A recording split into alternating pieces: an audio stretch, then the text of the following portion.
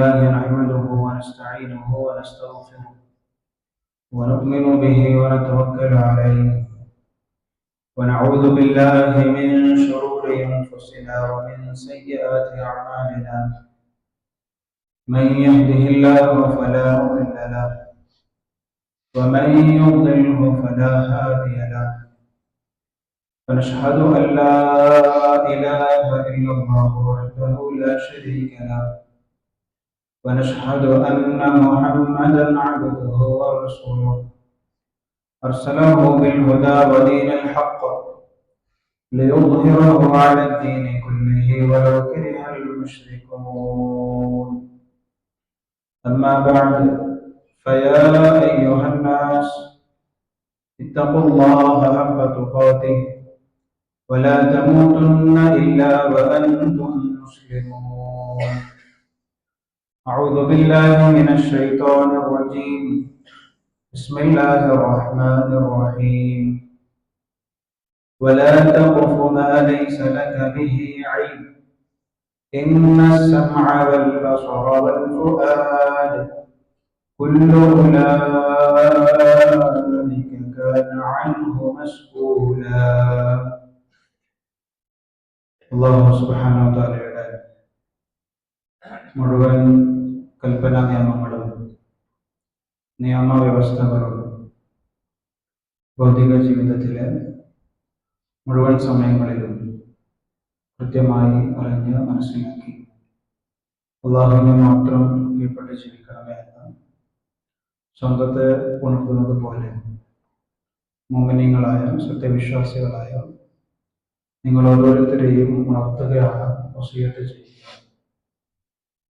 അല്ലാഹു സുബ്ഹാനഹു വ തആല നാമൊക്കെ ജീവിക്കുന്ന കാലമത്രയും പടച്ചവന്റെ ഇഷ്ടദാസന്മാരായി ജീവിക്കുവാനും ഏറ്റവും ഉയർന്ന ഈമാനിൽ അള്ളാഹുലേക്ക് മടങ്ങുവാനുമുള്ള സൗഭാഗ്യം നമുക്ക് ഏവർക്കും നൽകി അനുഗ്രഹിക്കുമാറാവട്ടെ. നമ്മിൽ നിന്നും സംഭവിച്ചു പോകുന്ന ഏറ്റവും കുറവും വീഴ്ചകളും പറയാമകളും അള്ളാഹുവിന്റെ കരുണ കൊണ്ട് പുറത്തു നൽകി അനുഗ്രഹിക്കുമാറാവട്ടെ. പരിശുദ്ധ ഇസ്ലാമിന്റെ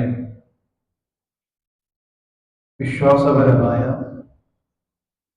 ഏറ്റവും ഉയർന്ന മാനസികാവസ്ഥയ്ക്കാണ് നമ്മൾ ഈമാൻ എന്ന് പറയാറുള്ളത്.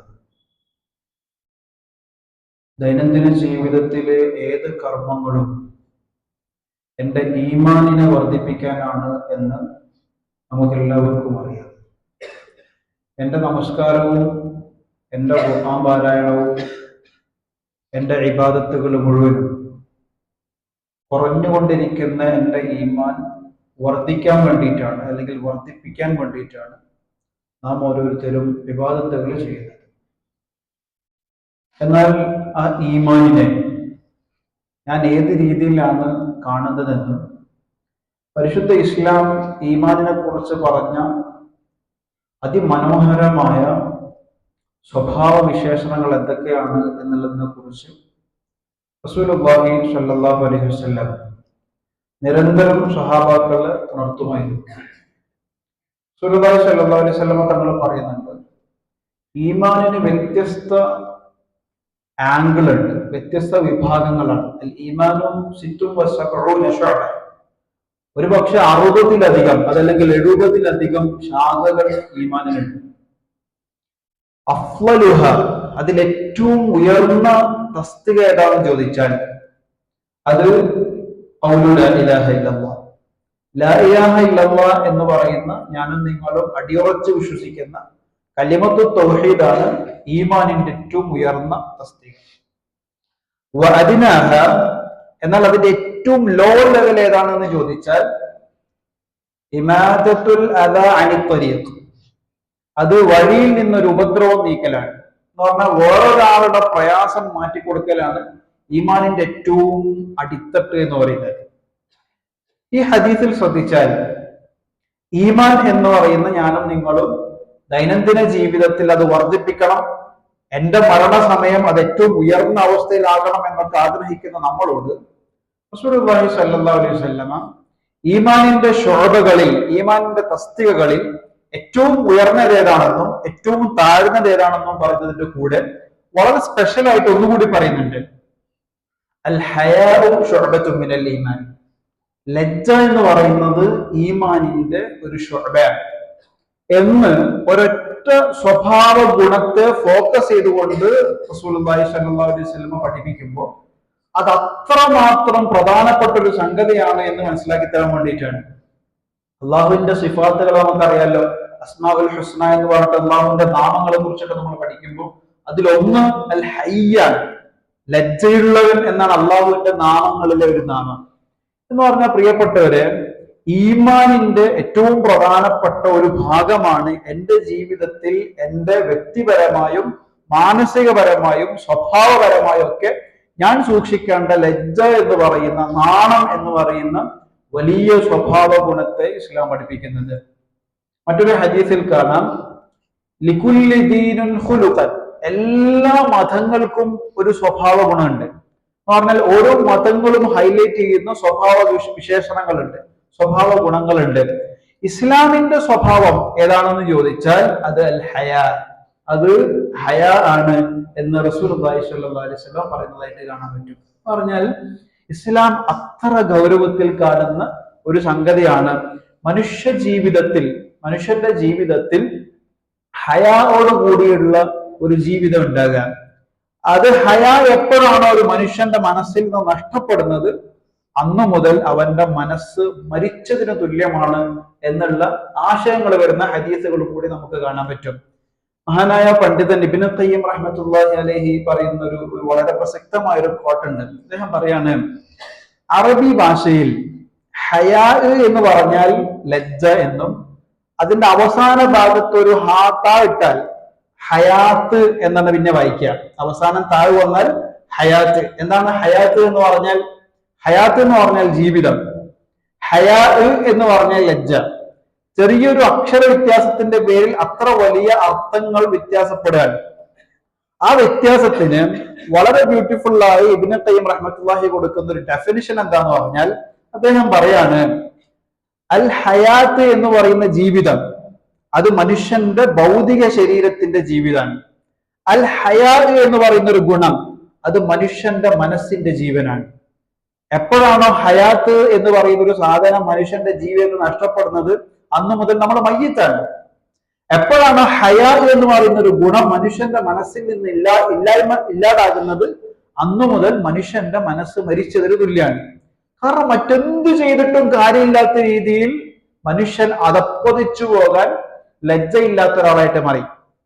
ഒരാൾക്ക് ലജ്ജയുണ്ടെങ്കിൽ അയാൾക്ക് ഈമാൻ ഉണ്ടെന്ന, ഒരാൾക്ക് ഈമാൻ ഉണ്ടെങ്കിൽ അയാൾക്ക് ലജ്ജ ഉണ്ടെന്ന, ഇങ്ങനെയുള്ള ഹദീസുകളൊക്കെ നമുക്ക് കാണാൻ പറ്റും. പുതിയ കാലഘട്ടത്തിൽ ലജ്ജയുള്ള ആളുകളാണ് ഇവിടെ നാണിച്ചുകൊണ്ട് ജീവിക്കേണ്ട ഒരു അവസ്ഥ ഉണ്ട്. ലജ്ജയുള്ള ആളുകൾ വില കുറിച്ച് കാണുകയാണ്. ലജ്ജയോടുകൂടി ജീവിക്കുന്ന ആളുകൾ സ്വയം നാണമില്ലാത്ത ആളായിട്ട് ജീവിക്കേണ്ട ഒരു അവസ്ഥയാണ്. ഉദാഹരണത്തിന് ഒരു സ്ത്രീ, ആ സ്ത്രീയുടെ ശരീരം മുഴുവനും മറച്ച് റോഡിലൂടെ നടക്കുമ്പോൾ ആ സ്ത്രീ നാണിച്ച് നടക്കേണ്ട ഒരു അവസ്ഥയാണ്. അതേസമയം വളരെ വസ്ത്രങ്ങൾ പരമാവധി കുറക്കുന്നു, അവര് സംസ്കാര സമ്പന്നരായിട്ട് നടക്കുകയാണ്, അവർക്കാണ് ഇവിടെ പ്രിവിലേജ്. അതേസമയം നാണം മറക്കുന്ന ആളുകൾ, ലജ്ജയോടുകൂടി ജീവിക്കുന്ന ആളുകൾ, അവര് നാണിച്ച് ജീവിക്കേണ്ട അല്ലെങ്കിൽ പരിഹസിക്കപ്പെടേണ്ട, കുറ്റപ്പെടുത്തേണ്ട ഒരു വിഭാഗമായിട്ട് മാറിക്കൊണ്ടിരിക്കുകയാണ്. അങ്ങനെയുള്ള ഒരു ലോകക്രമത്തിലേക്ക് പോകുമ്പോൾ പ്രിയപ്പെട്ടവരെ, പ്രവാചകൻ സല്ലല്ലാഹു അലൈഹി വസല്ലം തങ്ങളുടെ ഈ ഹദീസും പ്രവാചകന്റെ ജീവിതത്തിലൂടെ നമുക്ക് കാണിച്ചു തന്ന ലജ്ജയുമായി ബന്ധപ്പെട്ട നിരവധി പാഠങ്ങളും നമ്മെ സംബന്ധിച്ചിടത്തോളം പുതിയ കാലഘട്ടത്തിൽ വളരെ പ്രസക്തമാണ്. ഒരാളുടെ മനസ്സിൽ നിന്നും ലജ്ജ നഷ്ടപ്പെടാൻ വേണ്ടി പിശാച് ശ്രമിക്കുന്ന ശ്രമങ്ങൾ, പിശാചിനെ സംബന്ധിച്ചിടത്തോളം എല്ലാവരുടെയും മനസ്സ് നന്നായിട്ട് അറിയുന്ന ഒരാളാണ്. ലോകത്തെ ഏറ്റവും വലിയ സൈക്കാട്രിസ്റ്റാണ്, ഏറ്റവും വലിയ സൈക്കോളജിസ്റ്റാണ്. ഒരു മനുഷ്യന്റെ മനസ്സിന്റെ തേട്ട എന്താണ്, ഓരോരുത്തരുടെയും ടേസ്റ്റ് എന്താണ്. ഒരു 10 ആളുണ്ടെങ്കിൽ 10 പേർക്കും വ്യത്യസ്ത രുചികളാണ് എന്ന് ആ 10 പേരെക്കാൾ നന്നായിട്ട് പിശാചിന് അറിയാം. അതുകൊണ്ട് ഇന്നയാളെ എന്റെ വലയിലേക്ക് വീഴ്ത്താൻ ഞാൻ എടുക്കേണ്ട സ്ട്രാറ്റജി എന്താണ്, അയാളെ മെന്റലി ഇൻഫ്ലുവൻസ് ചെയ്യാൻ വേണ്ടി ഞാൻ കാണിച്ചുകൊണ്ടിരിക്കേണ്ട ആക്ഷൻസ് എന്താണ്, അയാളുടെ മനസ്സിൽ പോയിട്ട് ഞാൻ മന്ത്രിക്കേണ്ട മന്ത്രങ്ങൾ എന്താണ്, അയാൾക്ക് തെറ്റു ചെയ്യാൻ ഞാൻ കാണിച്ചു കൊടുക്കേണ്ട വടികൾ ഏതൊക്കെയാണ്, ഇതെല്ലാവർക്കും വ്യത്യസ്തമാണ്. ഒരാളെ മദ്യപിപ്പിക്കാൻ എളുപ്പമാണെങ്കിൽ മറ്റേയാളെ വ്യഭിചരിപ്പിക്കാനായിരിക്കും എളുപ്പം. മൂന്നാമത്തെ ഒരാള് രണ്ടിനും പറ്റാത്ത ഒരാളാണെങ്കിൽ കളവ് പറയിപ്പിക്കാനും പലിശ വാങ്ങിപ്പിക്കുവാനും സാമ്പത്തികപരമായി വലിയ കുടുക്കിൽ പെടുത്താനായിരിക്കും പിശാചിനെ സംബന്ധിച്ചിടത്തോളം എളുപ്പം. എന്ന് പറഞ്ഞാൽ പ്രിയപ്പെട്ടവരെ, ഇതേത് തസ്തിക, ഏത് ഗ്രൂപ്പിലേക്കും, തിന്മയുടെ ഏത് ഗ്രൂപ്പ് നമ്മൾ ആലോചിച്ചാലും, തിന്മയുടെ ഏത് വഴികൾ ആലോചിച്ചാലും, അതിലേക്ക് നമ്മൾ എത്തണമെങ്കിൽ ലജ്ജ എന്ന് പറയുന്ന സ്വഭാവ ഗുണത്തിൽ നിന്നും പുറത്തുപോയ ഒരാൾക്ക് ഏത് തിന്മയും ചെയ്യാം. റസൂലുള്ളാഹി സ്വല്ലല്ലാഹു അലൈഹി വസല്ലം പറയുന്നുണ്ട്, ഇവിടെ ലക്ഷക്കണക്കിന് പ്രവാചകന്മാർ വന്നല്ലോ, എല്ലാ പ്രവാചകന്മാരും ഇവിടെ പ്രബോധനം ചെയ്തല്ലോ, എല്ലാ പ്രവാചകന്മാരും മുടങ്ങാതെ പ്രബോധനം ചെയ്ത ഒരേ ഒരു കാര്യം ഉണ്ടെങ്കിൽ എല്ലാരും പറഞ്ഞൊരു സംഗതി ഇദാലം തസ്തഹി ഫസ്ന മാ ശിഅത എന്നാണ്. ഇദാലം തസ്തഹി ഫസ്ന മാ ശിഅത. എല്ലാ പ്രവാചകന്മാരും പറഞ്ഞിട്ടുണ്ട്, നിങ്ങൾക്ക് ലജ്ജയില്ലെങ്കിൽ നിങ്ങൾ തോന്നിയതുപോലെ ജീവിച്ചോളാം, തോന്നിയതുപോലെ ജീവിച്ചോളാം. ഇത് എന്ന് പറഞ്ഞാല് തോന്നിയതുപോലെ ജീവിക്കാനുള്ള അനുവാദം അല്ലാതെ അതൊരു താക്കീതാണ്. തോന്നിയതുപോലെ ജീവിക്കാൻ ഒരാള് ഇഷ്ടപ്പെടുന്നുണ്ടെങ്കിൽ അതിനർത്ഥം അയാളുടെ മനസ്സിൽ നിന്നും ലജ്ജ നഷ്ടപ്പെട്ടുകൊണ്ടിരിക്കുന്നു എന്നുള്ളതാണ്. ഒരു കാലത്ത് വളരെ രഹസ്യമായി ആളുകൾ ചെയ്ത തിന്മകൾ നമുക്കറിയാമല്ലോ, ഇന്ന് വളരെ പരസ്യമായി കൊണ്ടേയിരിക്കുകയാണ് എന്നിടത്ത് നിർത്തിയാൽ പോരാ. തിന്മ ചെയ്യുന്ന ആളുകൾ സെലിബ്രിറ്റീസ് ആയിക്കൊണ്ടിരിക്കുകയാണ്. ലജ്ജയില്ലാത്ത ആളുകൾ മാലയിട്ട് സ്വീകരിച്ച് അവരെ ഇന്റർവ്യൂ ചെയ്തുകൊണ്ടിരിക്കുകയാണ്. പബ്ലിക്കില് വളരെ പരസ്യമായി ആളുകൾക്ക് മുന്നിൽ ലൈംഗികപരമായ രീതിയിലുള്ള ചൊവ്വയോടുകൂടി സംസാരിക്കുകയും ലൈംഗിക വൃത്തിയിൽ ഏർപ്പെടുകയും ചെയ്യുന്ന ആളുകൾ ഇന്ന് ലോകമാധ്യമങ്ങൾക്കിടയിൽ, പുതിയ തലമുറകൾക്കിടയിൽ സെലിബ്രിറ്റീസ് ആയി അവർ ഇന്റർവ്യൂ ചെയ്തുകൊണ്ടിരിക്കുകയാണ്. എന്തൊക്കെയാണ് നിങ്ങൾ ഈ തലത്തിലൊക്കെ ജീവിതത്തിൽ എത്തിപ്പെടാനുള്ള കാരണങ്ങളെ കുറിച്ച് അന്വേഷിക്കാൻ, ഇത്രയും വലിയ ലൈഫ് സക്സസ് നേടിയെടുക്കാൻ നിങ്ങൾ അനുഭവിച്ച സ്ട്രഗിളിനെ കുറിച്ച് അവർ ചോദിക്കാൻ.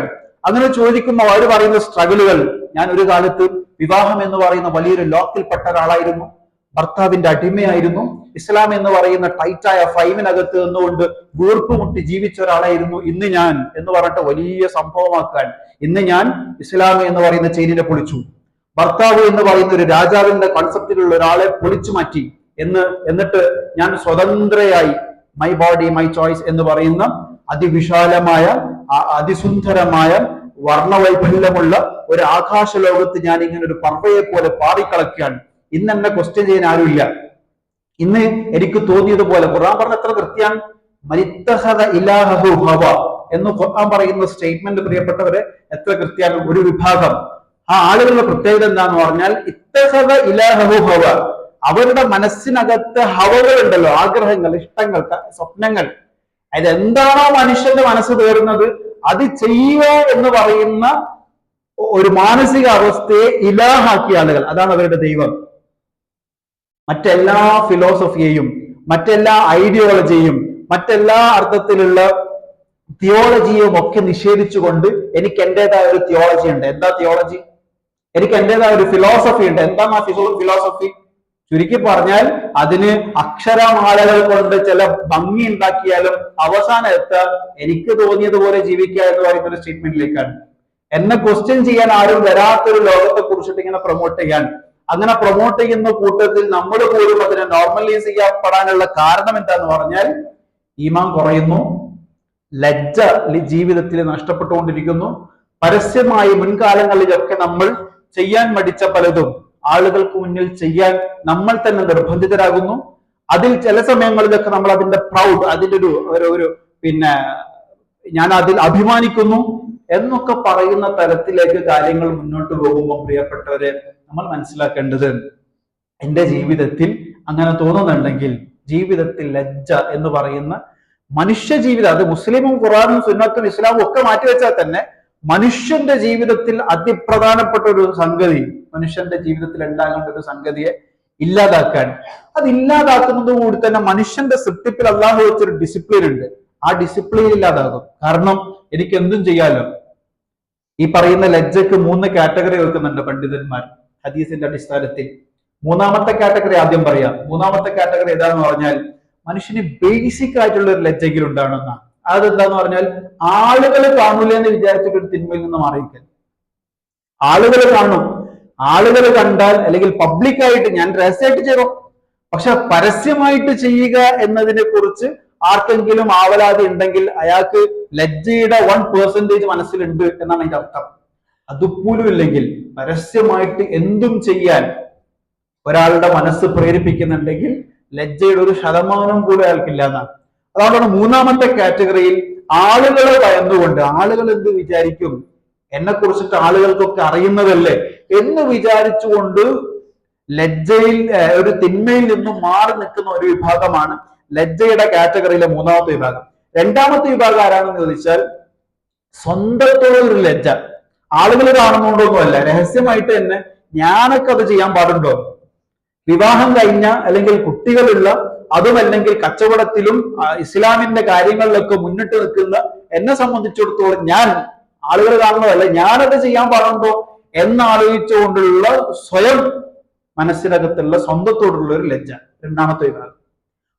ഒന്നാമത്തെ വിഭാഗം ആരാണെന്ന് ചോദിച്ചാൽ അതാണ് വിശ്വാസികളെ സംബന്ധിച്ചിടത്തോളം ഖുർആനും ഹദീസും ഹൈലൈറ്റ് ചെയ്യുന്നത്.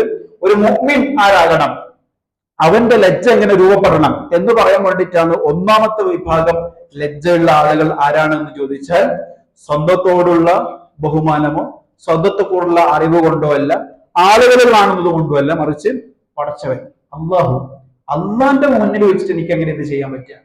അള്ള കണ്ടുകൊണ്ടിരിക്കെ എനിക്ക് എങ്ങനെയാണ് ഈ ഇടപാട് ഉണ്ടാക്കാൻ പറ്റുക?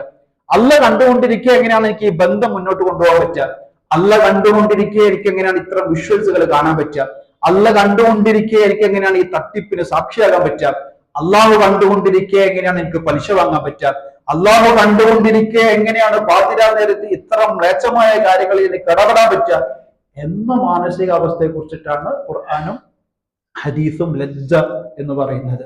ആ വിചാരം ഒരാൾക്ക് ഉണ്ടെങ്കിൽ അതാണ് ഈമാൻ. ഈമാൻ വേറൊരു ഡെഫിനിഷൻ ഇല്ല.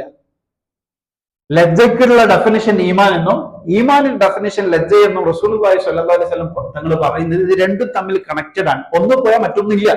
ലജ്ജ പോയാൽ ഈമാൻ ഇല്ല, ഈമാൻ പോയാൽ ലജ്ജ ഇല്ല എന്ന് കണക്ട് ചെയ്യിപ്പിച്ചിട്ട് അള്ളാഹുവിന്റെ റസൂൽ സ്വല്ലല്ലാഹു അലൈഹി വസല്ലം നമ്മളെ പഠിപ്പിക്കണം. പ്രിയപ്പെട്ടവര്, ജീവിതത്തിൽ ഒട്ടനവധി സന്ദർഭങ്ങളിൽ, രഹസ്യമായിരിക്കുന്ന സന്ദർഭങ്ങളിൽ പിശാചിന്റെ വലയിൽ കുടുങ്ങാൻ ഒരു മനുഷ്യനും മനഃപൂർവ്വം വലിയൊരു ചതിക്കുഴിയിലേക്ക് ഓടിപ്പോയി ചാടുകയില്ല. പിശാചിനറിയാം ഓരോ മനുഷ്യനും അവന്റെ ജീവിതത്തിൽ വരാൻ സാധ്യതയുള്ള അപകടങ്ങളെ കുറിച്ച് അവൻ നന്നായിട്ട് അറിയുന്നവനാണ്. അതുകൊണ്ട് തന്നെ ജീവിതത്തിൽ എപ്പോഴെങ്കിലും വലിയൊരു ചതിക്കുഴിയിൽ പെട്ട ഒരാളെ സംബന്ധിച്ചിടത്തോളം അയാൾക്ക് നന്നായിട്ട് അറിയാം, ഞാനിത് പെട്ടെന്ന് വന്നവനല്ല, മെല്ലെ മെല്ലെ വന്നവനാണ്. സ്റ്റെപ്പ് ബൈ സ്റ്റെപ്പായിട്ട് എന്നെ ഗൈഡ് ചെയ്ത ഒരാളുണ്ട്. ഇതിന്റെ ഓരോ സ്റ്റെപ്പുകളും കടന്നിട്ടാണ് ഞാൻ വലിയൊരു പാതകത്തിൽ എത്തിപ്പെട്ടിരിക്കുന്നത് എന്ന് തിന്മകളിൽ അടിമപ്പെട്ടു പോയ ആളുകൾക്ക് അത് നന്നായിട്ട് അറിയാൻ പറ്റും. പിശാചിനെ സംബന്ധിച്ചിടത്തോളം ആ അർത്ഥത്തിൽ സൈക്കോളജിക്കലി എഫക്ട് ചെയ്യാത്ത ഒരു പ്രോസസ്സും ഒരു സ്ട്രാറ്റജി മൂപ്പർ ഉണ്ടാക്കില്ല എന്ന കൃത്യമായി നടക്കാൻ സാധ്യതയുള്ള സ്ട്രാറ്റജി മാത്രമേ മൂപ്പർ ഉണ്ടാക്കുള്ളൂ. അതുകൊണ്ടാണ് ഇന്നേവരെ പിശാച് നമ്മളൊന്നും നിസ്കരിക്കേണ്ടെന്ന് പറഞ്ഞിട്ടില്ലല്ലോ. ഒരു അസറും ഒരു മഗ്രിബും ഒരു ഇശാവും ഒരു ഫജറും നമ്മളോട് ആരോടും പിശാച് നിസ്കരിക്കേണ്ടെന്ന് പറഞ്ഞിട്ടില്ല. പിന്നെ പറഞ്ഞത് എന്താ? ഇപ്പൊ വേണ്ടെന്നേ പറഞ്ഞിട്ടുള്ളൂ, കുറച്ച് കഴിഞ്ഞിട്ടാവാം. ആ കുറച്ച് കഴിഞ്ഞിട്ടാവാം എന്ന് പറയുന്ന ഒരു സംഗതി വളരെ സൈക്കോളജിക്കൽ സ്ട്രാറ്റജിയാണ് എന്ന് മനസ്സിലാക്കിയ പിശാച് ആ വൈകിപ്പിക്കുന്ന നമ്മളുടെ മനസ്സറിയുന്ന വീണ്ടും വീണ്ടും വൈകിപ്പിച്ചാൽ അത് ഖലാആവുമെന്നും അതിവൻ മുടക്കുമെന്നും നന്നായിട്ട് അറിയുന്ന പിശാചും നിസ്കരിക്കേണ്ടെന്ന് പറയൂല, അത് പിന്നീടാവാന്നേ പറയും. അത് ഏത് നന്മയും അങ്ങനെ തന്നെയാണ്. ഏതെങ്കിലും ഒരു നന്മയിലേക്ക് നമ്മൾ കയറി കൂടാൻ പോകുമ്പോൾ ഇപ്പൊ വേണ്ട, അടുത്ത ആഴ്ചത്തേക്ക് മാറ്റാൻ വേണ്ടി പറയും. ഓരോ സമയത്തും നല്ല നല്ല തീരുമാനങ്ങൾ എടുക്കുമ്പോൾ പിശാച് വന്നിട്ട് ഇടപെടുന്നത് ഇപ്പോഴെന്തിനാണ്, ഈ പ്രായത്തിൽ എന്തിനാണ്, ഈ ഏജിൽ എന്തിനാണ്, ഈ പറയുന്ന ക്യാമ്പസ് ലൈഫിൽ എന്തിനാണ്, ഈ പറയുന്ന നല്ലൊരു ജീവിത അന്തരീക്ഷത്തിലേക്ക് പോയിക്കൊണ്ടിരിക്കുമ്പോൾ എന്തിനാണ്, ഇങ്ങനെ പറഞ്ഞു മനുഷ്യന്റെ മനസ്സിനെ ഡൈവേർട്ട് ചെയ്ത് ആ പിശാചിന്റെ വഴിയിലേക്ക് ഗൈഡ് ചെയ്ത് അതിമനോഹരമായ രീതിയിൽ ഒരു ചതിക്കോയിലേക്ക് നമ്മളെ പെടുത്തുകയാണ്. ഈ പെടൽ എന്ന് പറയുന്ന ഒരു സംഗതിയെ ആണ് പരിശുദ്ധ ഹദീസിലും ഖുർആനിലും ലജ്ജ എന്ന് പറയുന്നത്. ആ ലജ്ജ ഉള്ള ഒരാളെ സംബന്ധിച്ചിടത്തോളം പ്രിയപ്പെട്ടവര്, ഇത് കേവലം നമ്മുടെ ഒക്കെ വ്യക്തി ജീവിതത്തിൽ, ദൈനംദിന ജീവിതത്തിൽ നമ്മൾ അനുഭവിക്കുന്ന ഒരു സ്വഭാവ ഗുണത്തെ കുറിച്ചിട്ട് മാത്രമല്ല പറയുന്നത്. ഇതിനൊരു വേൾഡ് വൈഡ് അജണ്ട കൂടി ഉണ്ട് എന്നുള്ളത് നമ്മൾ മനസ്സിലാക്കണം. ആഗോള തലത്തിൽ മനുഷ്യ ജീവിതത്തിലെ ലജ്ജ നഷ്ടപ്പെടണം എന്ന് ആഗ്രഹിച്ചുകൊണ്ട് വർക്ക് ചെയ്യുന്ന വലിയൊരു വിഭാഗം ആളുകൾ, അല്ലെങ്കിൽ മീഡിയകൾ, അതല്ലെങ്കിൽ എന്തെങ്കിലും വെപ്പൺസുകൾ അതിന്റെ പിന്നിൽ വർക്ക് ചെയ്യുന്നുണ്ട് എന്ന് പറയുമ്പോൾ അതിന്റെ അപകടം ആലോചിച്ച് ലോകം ഭരിക്കുന്ന, അല്ലെങ്കിൽ ലോകത്ത് ഏറ്റവും കൂടുതൽ സാമ്പത്തിക സ്രോതസ് നേടുന്ന എല്ലാ ഏരിയകളും പരിശോധിച്ചു നോക്കിയാൽ, അത് ഡ്രഗ്സ് ആയിക്കോട്ടെ, അത് സെക്സ് ആയിക്കോട്ടെ, അതുമല്ലാത്ത ഏതെങ്കിലും തരത്തിലുള്ള ലോകാടിസ്ഥാനത്തിൽ പണം പൊഴിയുന്ന, ലോകാടിസ്ഥാനത്തിൽ അധികാരം പൊഴിയുന്ന ഏത് സംഗതി എടുത്താൽ മനുഷ്യന്റെ ജീവിതത്തിൽ നിന്ന് ലജ്ജ നഷ്ടപ്പെടണം, എന്നാൽ മാത്രമേ അവർക്ക് നിലനിൽപ്പുള്ളൂ. അല്ലാത്ത കാലത്തോളം മനുഷ്യൻ എങ്ങാനും ലജ്ജയുള്ളവനായി മാറിയാൽ, നാണമുള്ളവനായി മാറിയാൽ, മദ്യപിച്ചുകൊണ്ട് വീട്ടിനകത്ത് പോകുന്നത് ഒരു പ്രശ്നമില്ലാത്ത ഒരാളായിട്ട് മാറിയാൽ അത് വിജയിച്ചു. വ്യഭിചാരത്തോട് ഒരു വലിയൊരു ഫുട്ബോൾ പ്ലെയർ ഈ അടുത്ത കാലത്ത് ഒരു ഇന്റർവ്യൂവിൽ പറയാണ്, 600-ലധികം സ്ത്രീകളുമായിട്ട് എനിക്ക് ബന്ധമുണ്ടായി എന്ന് പറയുമ്പോൾ ലോകം അതിനെ ആഘോഷിച്ചില്ലേ? നമ്മുടെ നാട്ടിൽ ആ അർത്ഥത്തിലുള്ള കാര്യങ്ങളെ കുറിച്ചിട്ട് വരുന്ന പുതിയ പുതിയ കാര്യങ്ങൾ മതത്തിന്റെ അതിർക്കെട്ടിൽ നിന്നും, അല്ലെങ്കിൽ മതത്തിന്റെ കെട്ടുകളിൽ നിന്നും മാറി ഞാനൊരു എക്സ് മുസ്ലിം ആണ് എന്ന് വളരെ പ്രൗഡായി സോഷ്യൽ മീഡിയക്ക് മുന്നിൽ വന്നിട്ട് സമൂഹത്തിന് കൊടുക്കുന്ന കണ്ടന്റ് എന്താണ്? സമൂഹത്തിന് കൊടുക്കുന്ന മെസ്സേജ് എന്താണ്? നിങ്ങളുടെ ലൈംഗികതയെ, നിങ്ങളുടെ സെക്സിനെ അത് ഓപ്പൺ ആക്കി വെക്കേണ്ട ഒരു സംഗതിയാണ്. നിങ്ങൾക്ക് ഇഷ്ടമുള്ള ആളോടൊപ്പം, ഇഷ്ടമുള്ള സമയങ്ങളിൽ, ഇഷ്ടമുള്ള രൂപത്തിൽ, ഇഷ്ടമുള്ള കോലത്തിൽ, ഇഷ്ടമുള്ള വസ്തുവിനോട്, അത് മനുഷ്യൻ തന്നെ ആകണമെന്നില്ല എന്നാ പറയുന്നത്. അത് മൃഗത്തോടാണെങ്കിൽ മൃഗത്തോട്, ശവത്തോടാണെങ്കിൽ ശവത്തോട്. ഖുതുബയുടെ മിമ്പർ ആയതുകൊണ്ട് പ്രിയപ്പെട്ടവരെ, അവര് പറയുന്ന കാര്യങ്ങൾ നമുക്ക് അതുപോലെ പറയാൻ പോലും നാണാണ്. ആ അർത്ഥത്തിൽ മ്ലേച്ഛമായ കാര്യങ്ങൾ സമൂഹത്തിന് മുന്നിൽ, കുട്ടികൾക്ക് മുന്നിൽ, ക്യാമ്പസുകളിൽ വലിയൊരു കണ്ടന്റ് ആയിട്ടും അത് വലിയ പ്രൗഡായിട്ടും കാണുന്ന ഒരു ലോകക്രമത്തിൽ ലജ്ജയുടെ പ്രസക്തി എത്രയാണ്? ആ ഒരു ഗുണം എന്റെ ജീവിതത്തിൽ ഉണ്ടെങ്കിൽ, ആ ലജ്ജയോട് തൊട്ട് കളിക്കാൻ ഞാൻ തയ്യാറല്ല എന്ന് ഞാൻ തന്നെ ഉറപ്പുവരുത്തുകയാണെങ്കിൽ, എന്റെ ജീവിതത്തിൽ ലജ്ജ നഷ്ടപ്പെടുന്നതോടുകൂടി അതെന്റെ കുടുംബത്തെ ബാധിക്കുന്നു, എന്റെ പ്രൊഫഷനെ ബാധിക്കുന്നു, എന്റെ കരിയറിനെ ബാധിക്കുന്നു, എന്റെ മെന്റൽ ഹെൽത്തിനെ ബാധിക്കുന്നു, എന്റെ നാളേക്കുള്ള ജീവിതത്തിന്റെ ഓരോ കാര്യങ്ങളെ അത് ബാധിച്ചുകൊണ്ടേയിരിക്കുകയാണ്. ഞാൻ തിന്മകളിലേക്ക് പോകുന്നതിനനുസരിച്ചുകൊണ്ട് എന്റെ സ്ട്രെസ് കൂടിക്കൊണ്ടേയിരിക്കുകയാണ്. കാരണം എന്റെ എല്ലാ കാര്യങ്ങളെയും നിന്ന് കവർ ചെയ്തുകൊണ്ട് ഒരു സ്ട്രെസ് അവിടെ നിൽക്കുന്നത്, ഒരു ഡോപ്പമിൻ അവിടെ വർക്ക് ചെയ്ത് എന്റെ ബ്രെയിനിന്റെ ന്യൂറോ ഇങ്ങനെ ടൈറ്റ് ആയിട്ട് നിൽക്കുകയാണ്. എന്താണ് ആ ടൈറ്റ്? ഞാൻ ഇന്നലെ രാത്രി ചെയ്ത തിന്മ ഇന്ന് പകല് വേറൊരാൾ അറിയാൻ പാടില്ല എന്ന സ്ട്രെസ് മനുഷ്യനല്ലാതാക്കി മാറ്റുകയാണ്. അതുകൊണ്ടാണ് ഖുർആൻ പറഞ്ഞത്, ഒരു വിഭാഗമുണ്ട്, അവർക്ക് ലഹും ഖുലൂബുൻ ലാ യഫ്ഖഹൂന ബിഹാ വലഹും അഅ്യുനുൻ ലാ യുബ്സിറൂന ബിഹാ വലഹും ആദാനുൻ ലാ യസ്മഊന ബിഹാ. അവർക്ക് കണ്ണുണ്ട് പക്ഷെ കാണുന്നില്ല, കാതുണ്ട് പക്ഷെ കേൾക്കാൻ കഴിയുന്നില്ല, ഹൃദയമുണ്ട് പക്ഷെ ചിന്തിക്കാൻ പറ്റുന്നില്ല.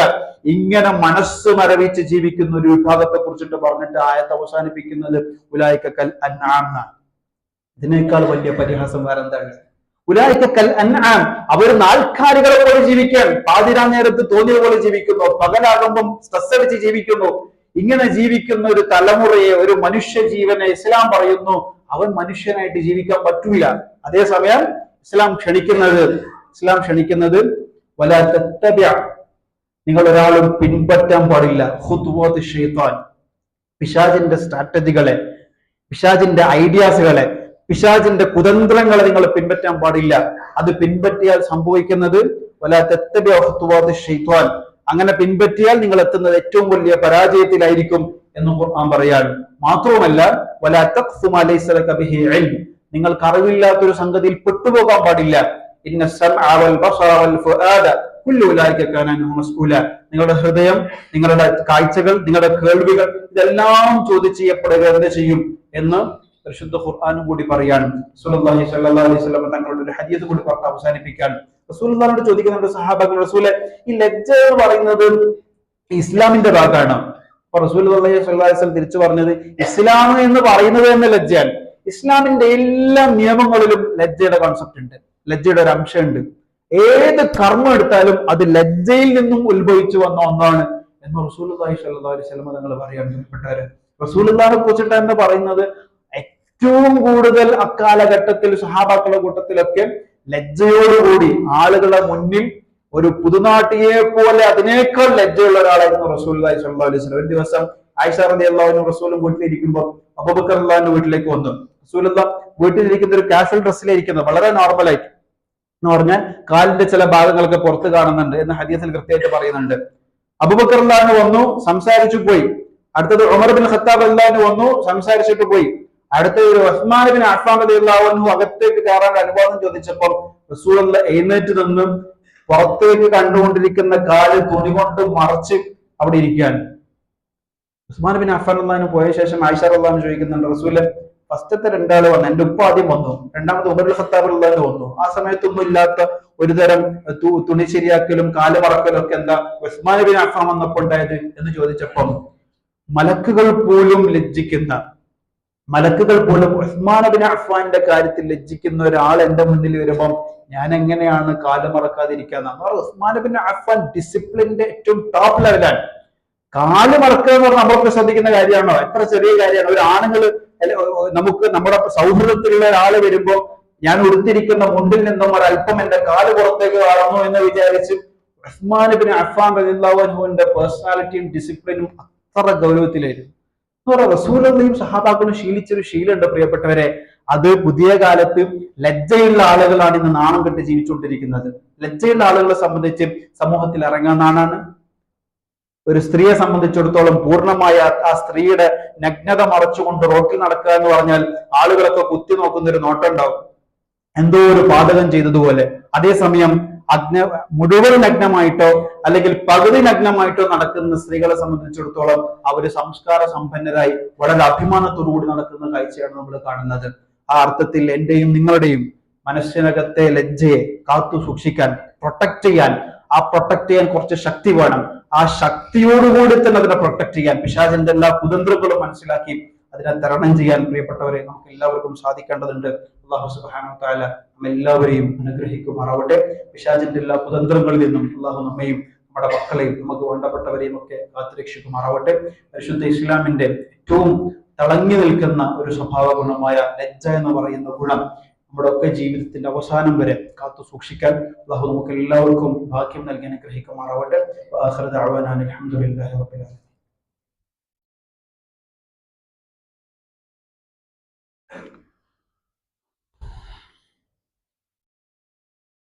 الحمد لله الواحد الأحد الصمد الذي لم يلد ولم يولد ولم يكن له كفوا أحد.